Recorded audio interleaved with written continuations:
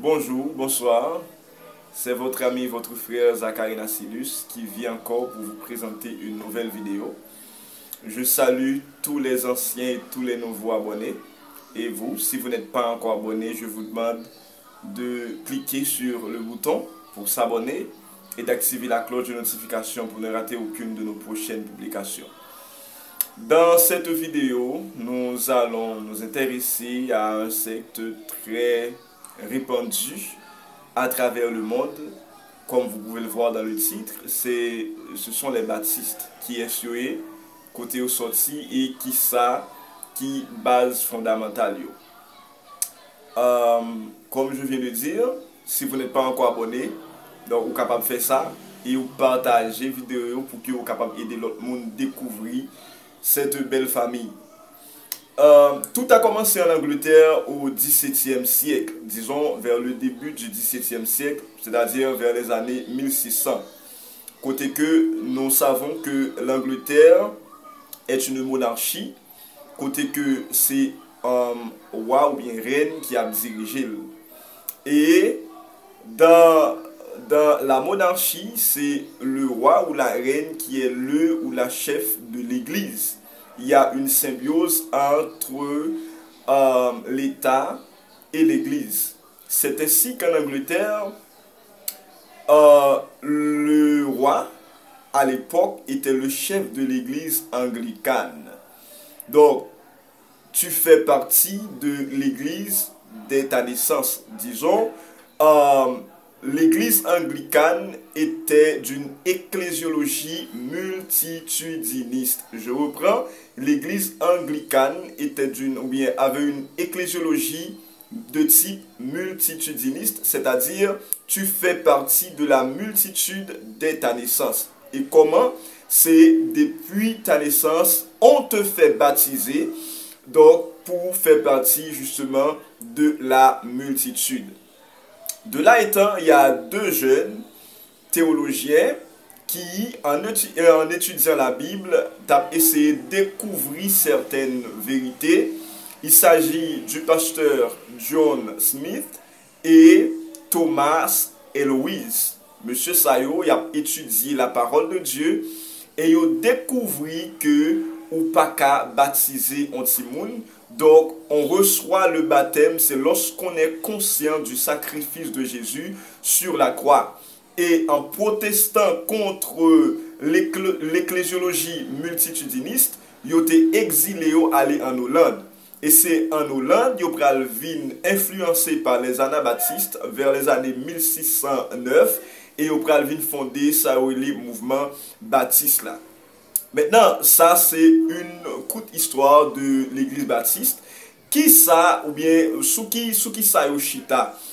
D'abord, si vous peut-être visiter l'église baptiste ou bien fait partie de l'église baptiste, vous allez comprendre que dans l'église baptiste, la Bible c'est le boussole du croyant. Ça c'est le premier bagage que vous croyez. Vous croyez dans la parole de Dieu, il croit justement que la Bible c'est le livre sacré justement de Dieu. La Bible c'est le boussole du croyant. Et deuxième bagaille deuxième credo que les baptistes ont gagné, c'est que les baptistes croient qu'on ne devrait pas faire partie justement de l'ecclésiologie multitudiniste, donc on doit justement accepter Christ lorsqu'on est conscient du sacrifice de Jésus-Christ sur la croix. En d'autres termes, il faut accepter Jésus-Christ par la foi et non justement par le baptême de l'enfant. D'où le deuxième credo justement du baptiste après la Bible, c'est la foi.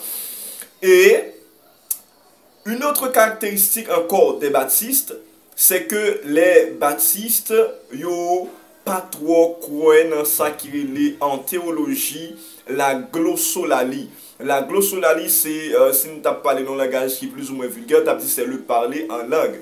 D'après les baptistes, le Saint-Esprit, n'est-ce pas, a cessé d'utiliser le don du parler en langue avec la mort du premier prophète. Voilà que si vous rentrez dans une église baptiste, vous allez voir que l'adoration se fait de manière phlegmatique l'adoration se fait de manière cartésienne, de manière très ordonnée. Donc, ce qui diffère les baptistes avec les autres courants. Donc, ça, c'est encore une autre caractéristique des baptistes. Une autre caractéristique encore très présente chez les baptistes, c'est ce qu'on appelle la pureté, justement, de l'individu. La pureté, en d'autres termes, la sanctification. D'ailleurs, les baptistes, ils croient dans ce qu'on appelle une sanctification progressiste. Donc, pour les baptistes, le chrétien doit continuer à vivre continuellement dans la sanctification. Ça, c'est l'autre caractéristique que les baptistes eux-mêmes ont gagné. Et nous voyons que l'autre caractéristique encore, c'est que le baptiste, ou encore le mouvement baptiste, lui, accentue sur une organisation presbytérale. Donc, qu'est-ce que cela explique? Cela explique que le pasteur, il est un ancien parmi les autres anciens. Donc, il est différent de l'église adventiste, de l'église des témoins de Jéhovah, du catholique, côté que le gouvernement de ces sectes est centralisé. Ok? D'ailleurs, le gouvernement, ou encore la tête de l'église catholique est à Rome, on le sait très bien. Maintenant, le baptiste, il est justement dans une organisation presbytérale, dans une organisation hiérarchisée, où il y a le pasteur, il y a les diacres, il y a justement les autres anciens, les autres ministères. Ok?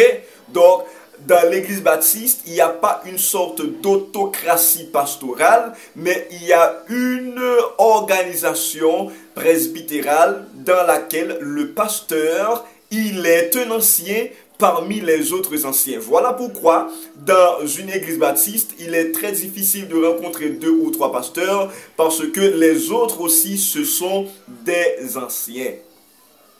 Ce sont les traits caractéristiques justement des baptistes. Moi, été essayé. Bref, il y a d'autres caractéristiques que nous avons vues dans l'autre prochaine vidéo, mais il était à vous-même pour dire est-ce que vous appréciez cette première vidéo, côté que nous avons vu avec les premières églises baptistes, etc.